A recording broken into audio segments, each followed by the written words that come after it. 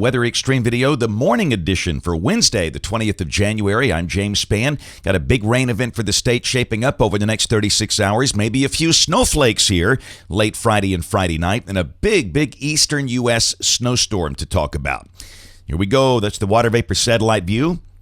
One wave affecting the state today, the lead wave, that's going to squeeze out some light rain.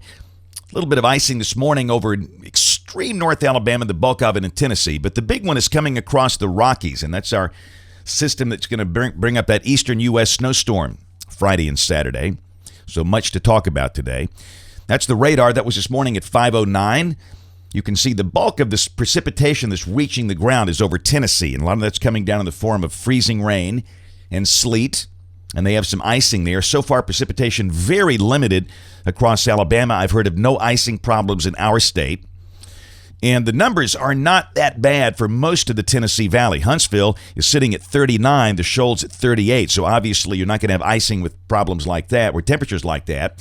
There is a colder pocket over northeast Alabama. Gadsden 32, Fort Payne 32. I would imagine most of Jackson County around freezing. So that northeastern corner of the state will still need to be watched in coming hours. And the Weather Service in Huntsville is still leaving in the winter weather advisory for a while longer. I would imagine they'll shave off those western counties, but Jackson and DeKalb will have to watch through mid-morning. But again, the main problems are more than likely going to be a little north and east of the Tennessee Valley, up into Tennessee and North Georgia. If you're traveling today, again, that's the issue with the lead wave. Those are winter storm warnings and winter weather advisories for icy travel. Oh, look at here now. All of a sudden, with this main wave, we've got a severe weather risk. The standard slight risk defined for most of Louisiana, parts of central and south Mississippi, and a marginal risk into extreme west Alabama. Now, this is for tomorrow and tomorrow night. We'll take a look at this closer. I think the bulk of the severe weather threat will be a little west of the state, but certainly it's something to watch. We're focusing on the winter storm potential, but we can't forget that. Then on day 3, which is Friday, a marginal risk of severe weather near the Gulf Coast. This is basically from near Gulf Shores over to Apalachicola, up into extreme South Alabama. Rain for the next 5 days, valid through Monday morning. In our state, we should see over 1 inch over the northern third of the state, closer to 1 inch down south, and of course huge numbers in the northeast. A bulk of that's going to come down in the form of snow. This is the chance of greater than 1 inch of snow between early Friday morning and early Saturday morning. And of course the big numbers are centered north and east of the state. But let's take a look at this thing here. Here we go, the GFS. This is the 06C run, valid today at noon.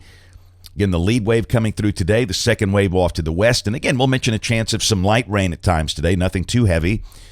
And temperatures will rise into the upper 40s for most of north central Alabama.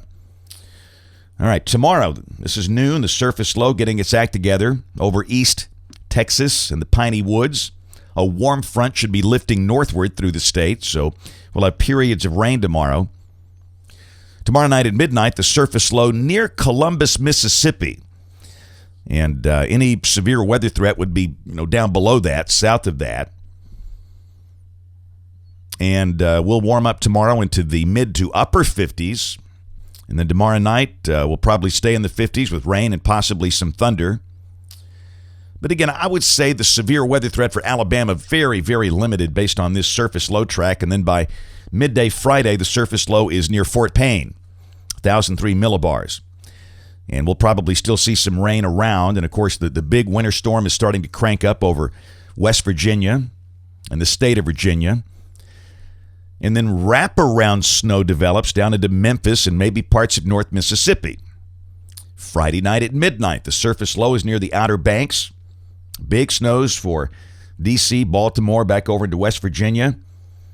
And again, in Alabama, what's going to happen Friday? I think temperatures will be falling during the day. We'll probably start the day Friday morning in the 50s.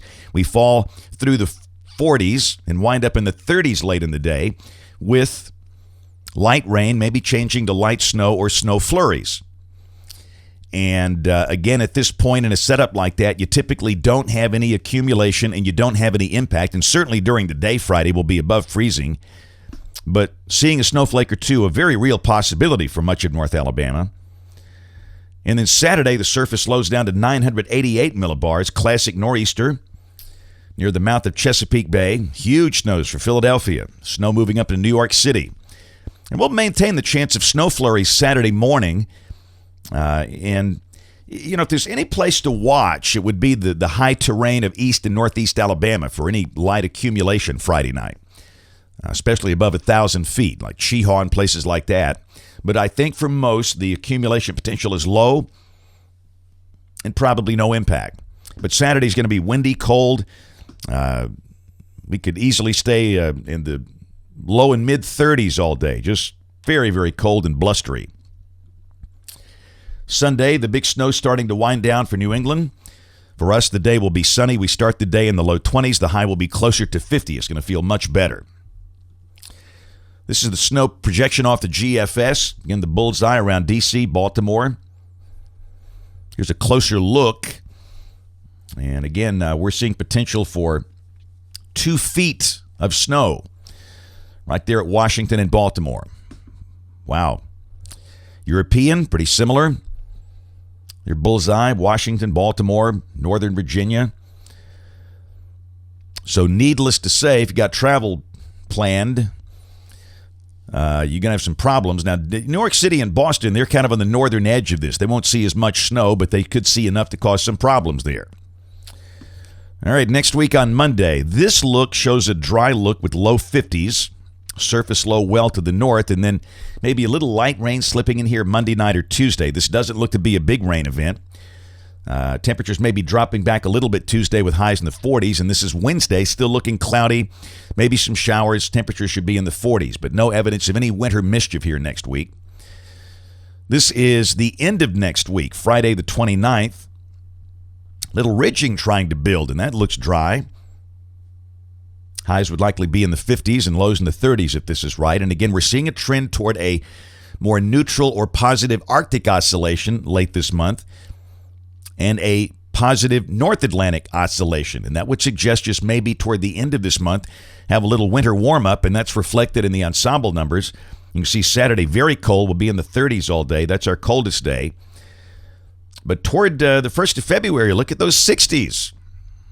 It'll be nice if that happens. That's it for the Weather Xtreme video today. We'll have notes in the blog. Next video here by 4 o'clock this afternoon. If you can catch us this evening on the live stream or the television side, ABC 3340 News at 4, 5, 6, and 10 o'clock. Thanks for watching. Have a great day, and God bless.